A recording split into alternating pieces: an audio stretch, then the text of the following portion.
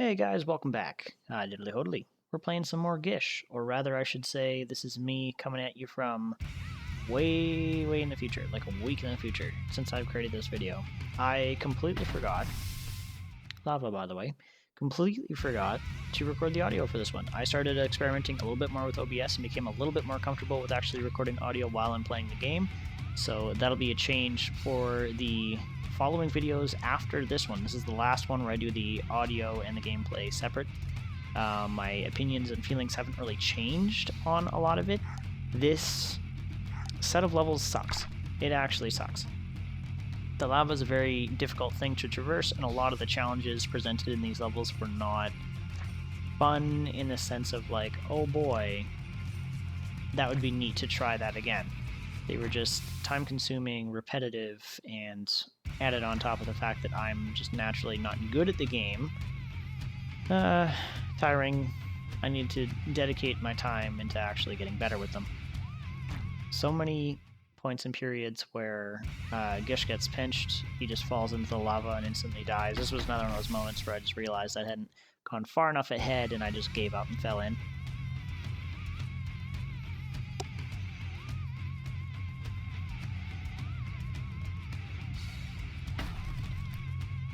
A lot of breakable blocks. So the video length of this one was about 25 minutes for the first bit. I tried for a while, like a good long while, to try and do the boss, and it wasn't working out. And then I came back to the boss like a day or two later-ish and attempted to do it again, and that took me 7 minutes as well. So like the overall total of this video would be 32 minutes, but I'm thinking about cutting it down. Kind of depends on how much repetitive action kind of takes place.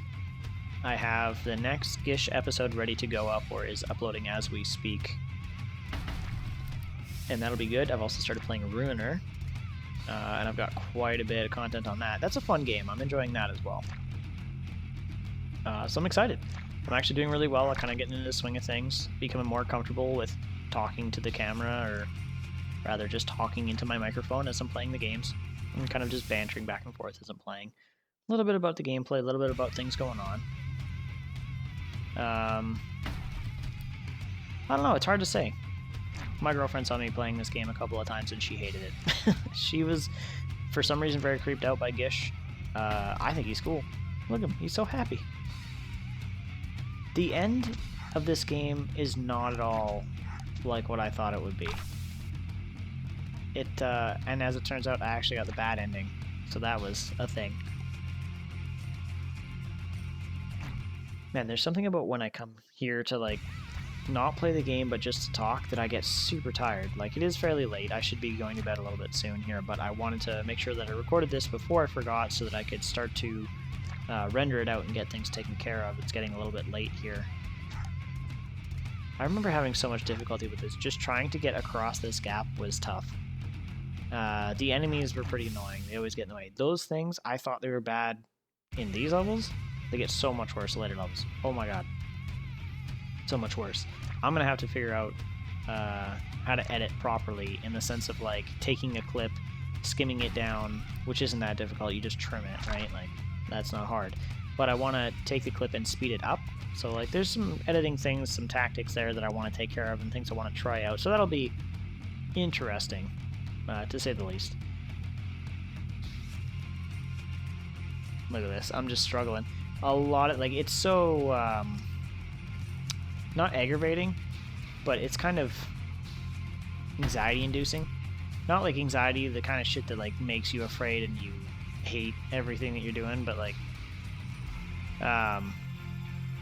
just these levels, it's so easy to get crushed. I figured out later on there are things that you can do to protect yourself from getting crushed against these blocks and certain things like that that protect you. I didn't know about any of it at this point in time, so it was very different. And then to realize that, like, it hasn't ended, there's still more after you jump down there, so it's like, oh, I haven't... My dogs. You hear that?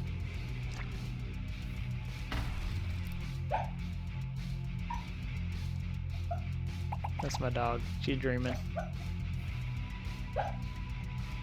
She really likes to talk in her sleep. It's adorable.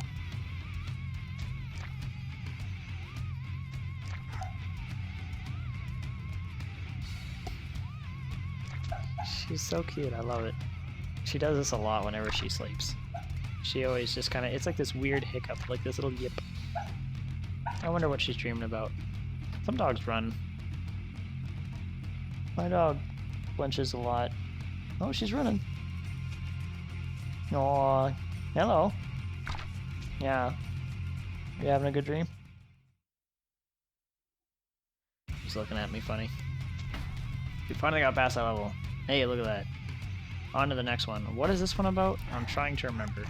Like I said, it's been like a week since I recorded the gameplay, so it's probably not the best to do the commentary now. Oh, pardon me. It did not stop yawning. Oh, yeah. This level's neat, because you kind of just roll these things, and you transfer over to the other ones. It's pretty fluid. Pardon me. It's pretty fluid if you can get it done really quickly and all in one string. It's just nice. Feels good. I think after a while, though, I became impatient, so I started to skip things by just dropping straight down. Not sure how long it'll take me to do that. I think I gave this a couple of honest tries. Wasn't too bad. Yeah, and then at this point, I think I just panicked and was like, well, let's just drop. You're not supposed to be on the bottom of this, and that is why. You can very, very easily get trapped. Ooh, pinched. Ooh. Ooh, yeah, there you go. Shit happens.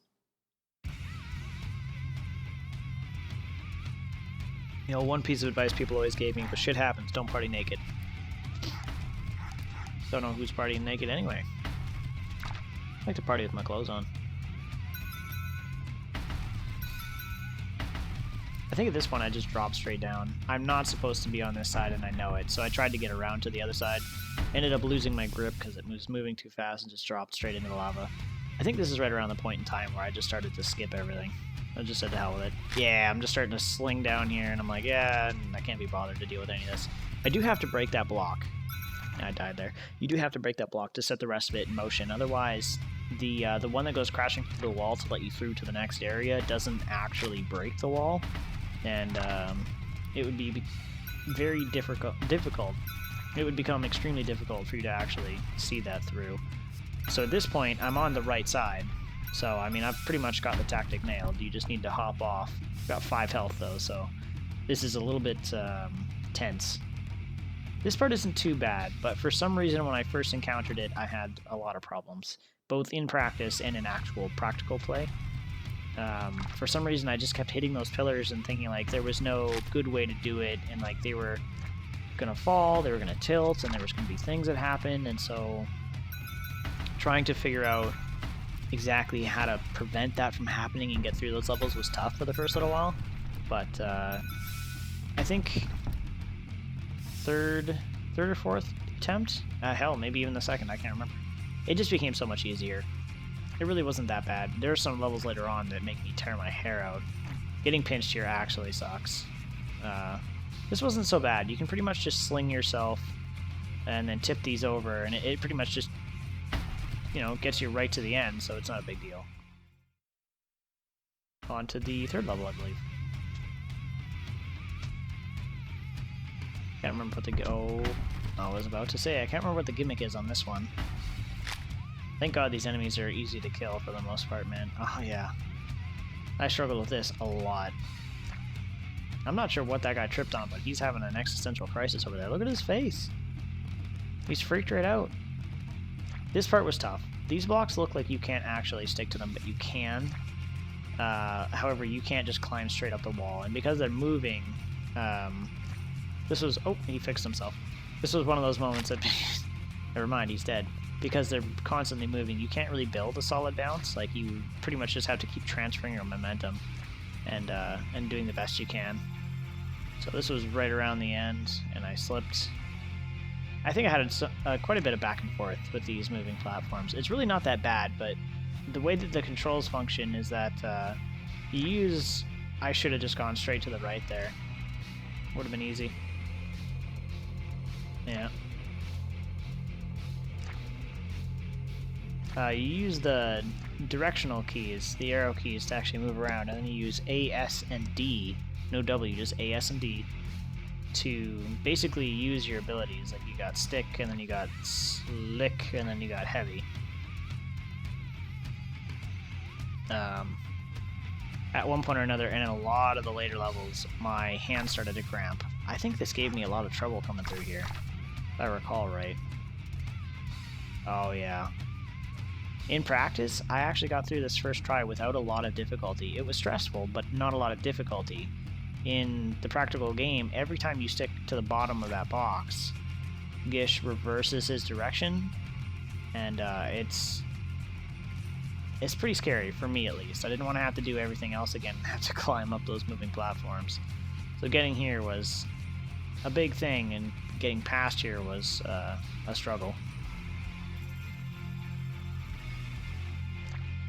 But my hands started to cramp up after using the keyboard for too long, just because of the way that my hands are set and the height and everything that I sit at my chair. It's the most comfortable way that I can do it, just so I have easy range to everything, but unfortunately it also makes it quite uncomfortable, and my hands started to cramp and seize after a while. Now I bet you what you're saying is like, oh well, it's not that bad, but like, you know, maybe you got something going on with your hands. And yeah, there might very well be a possibility that you could very well be right.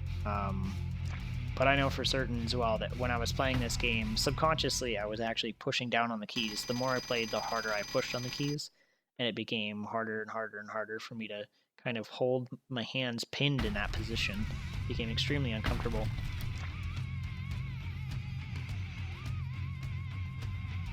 I feel like this level gave me a lot of trouble, just because seeing it now, and you can kind of tell from the way I'm wiggling around, I feel like just from seeing it now that I'm remembering a lot of shit going down. Maybe specifically about the beginning. It might have been those platforms, but there could have been platforms in another part of the game that looked identical or structured the same. I guess we'll see in a moment here. Did manage to get up there. At this point I'm just becoming impatient. So if you use the heavy mechanic, you drop a lot further, but you don't take damage upon a lot of those things because your body becomes much more rigid. Oh yeah. Yep, I got pinched here. I remember this. Yeah, at this point I was becoming too hasty. Trying to get through it quickly.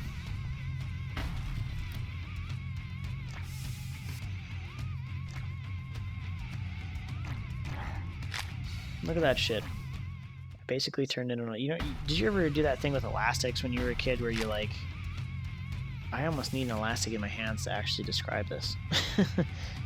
I think you take the elastic on your fingers, and then you grab it in between your fingers and you pull it across, and then you release a couple of them. And there was a way of doing it where it was like, when I was a kid, it was like, oh, if you get somebody to release certain fingers, then the strands start to release, and it starts to form something. And it would either be, you could form a wiener with balls, or it was like an hourglass, like a cross section, and the wiener was, you know, oh, you got this, you're a boy, and then the other one was obviously you're a girl.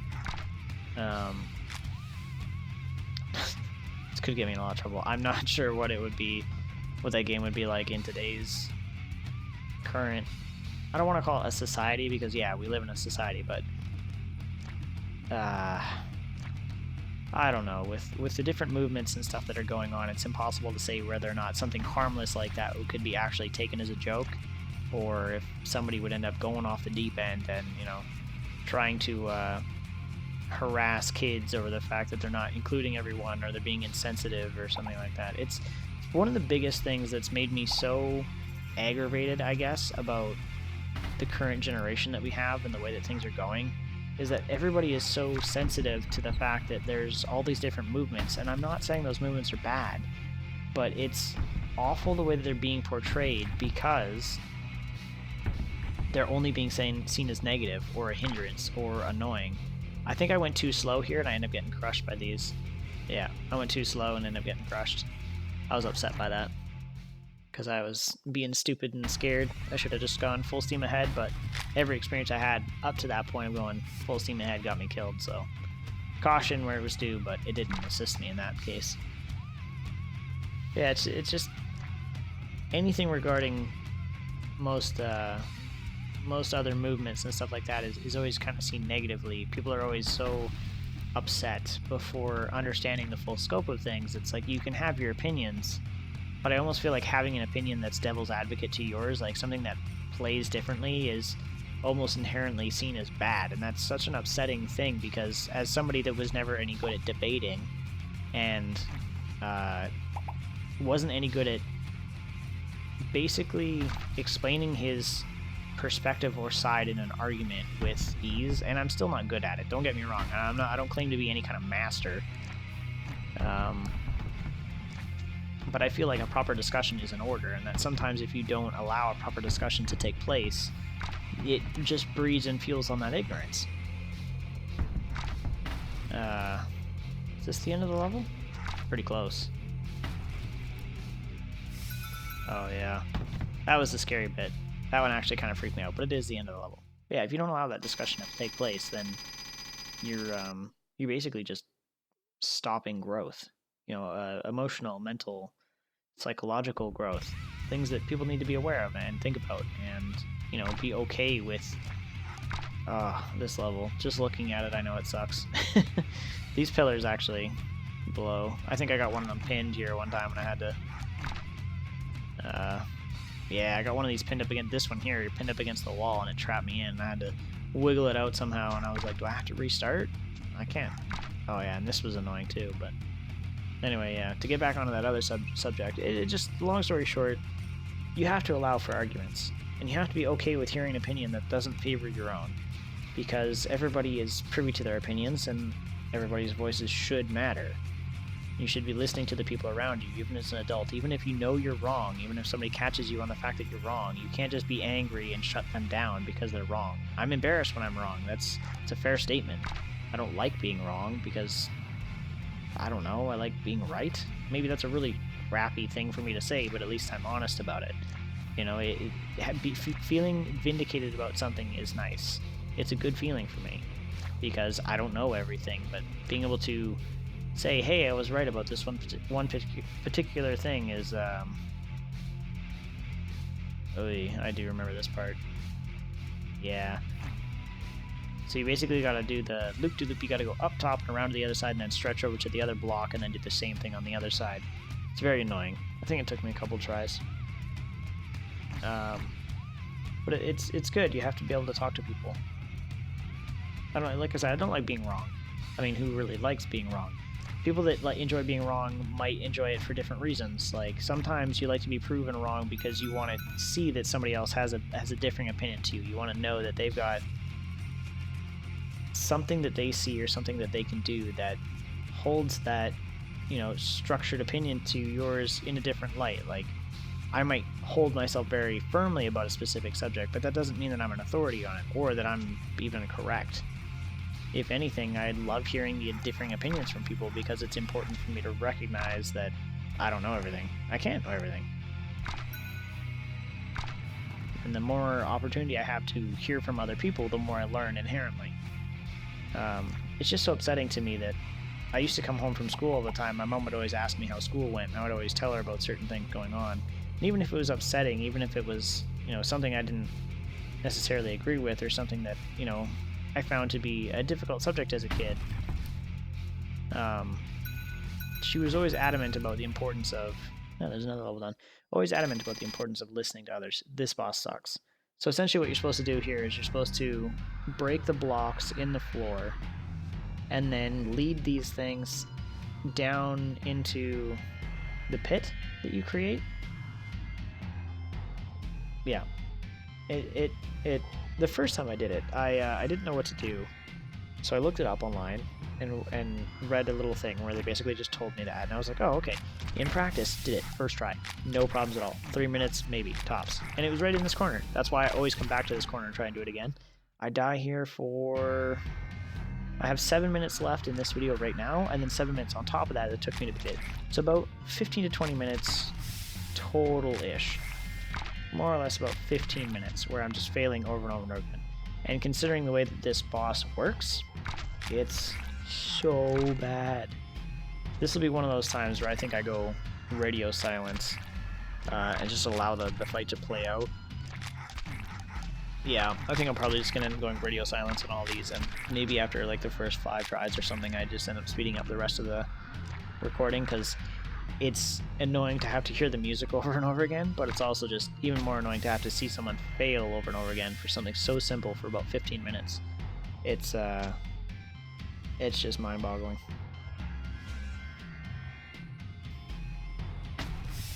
Yeah, I don't know. My mom used to tell me the importance all the time of listening to people, even if you knew that, you know, you didn't necessarily agree with them.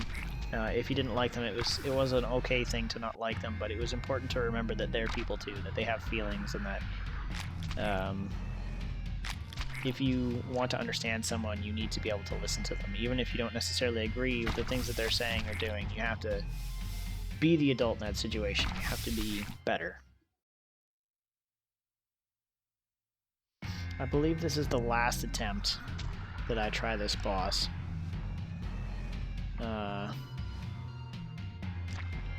At this point, I didn't even know what to do, because I usually always turn to that corner on the right-hand side, and it always seemed to work, or at least it did the one time that I tried it. This time I tried the left-hand side. Biggest thing you can do is, just as a diversion, get the enemies to the far side of the screen so that they don't feel inclined to come after you. And then you try to destroy these while you have the safety of them just kind of staring at you from the sidelines. Well, clearly that wasn't the last try, but that's essentially what I'm doing, is I'm trying to go to either corner and basically destroy the blocks out of their line of sight so that I have the freedom to try and take care of it first before I lead them into it. They're so heavy that if you destroy 2 blocks, chances are they'll fall through the 3rd, get stuck, and you can basically shove them out of the way to breaking the 4th one, because they're about 4 blocks wide. These little enemies kept teaming and swarming over me, and it was just annoying to have to try and fight them. At this point, I've got one right in the corner and one on the other side, so I'm aware that I might be able to lead them all over to the other side there. I'm trying to still create a gap here, but I'm getting impatient. You can't just drop on these enemies either. That doesn't do anything, so unfortunately, I'm sitting here thinking, like, I don't know what to do, man. I think I ended up creating this gap, like, right here-ish. Yeah. So the 2 spaces there were a godsend. The fact that I survived was really important. If I can get that creature to start walking towards me, she'll actually end up breaking the 3rd block. She wasn't having it, though. She kept sending them little dudes after me, but that was about it. She was not interested in walking off the edge. So I broke a 3rd block. And then I tried to lure the one from the right. She's getting quite a bit of speed up. I think I still get stuck here. Yeah.